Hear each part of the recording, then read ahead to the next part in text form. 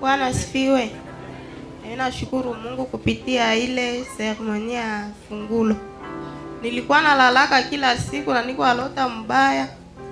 Ile siku ya ile fungulo, depuis ile siku silotake tena. Mungu wa Papa Nabii Zedi apewe sifa.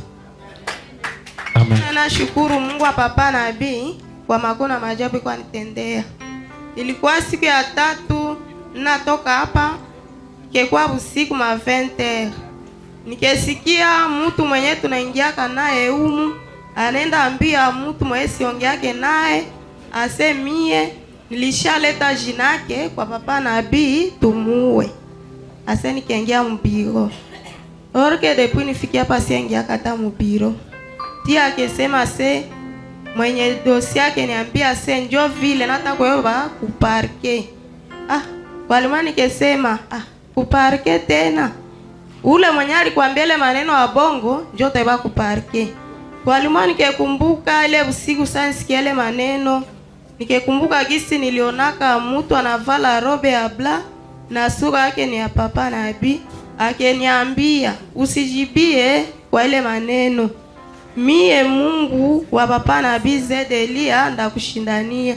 Wewe utafuata ile maseremoni ye Papa Nabii anafaka mkanisa na vyote vitapita na hakuna kueba atakubeba.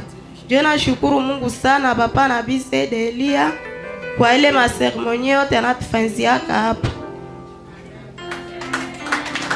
Bwana asifiwe.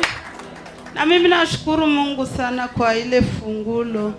Ilinifungulia mwangu sana. Tulikuwa nasumbuka na magonjwa lakini Mungu alitusaidia tukasikia mzuri.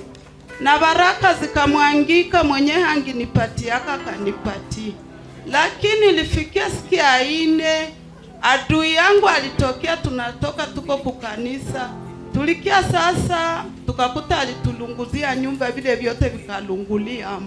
Sikusikia hata ninungunike, nikasema Mungu wa Nabii Zedi unipiganie tena kisi nilipata hivi atukulungulia munyumba, utupiganie tena wenjo baraka zote.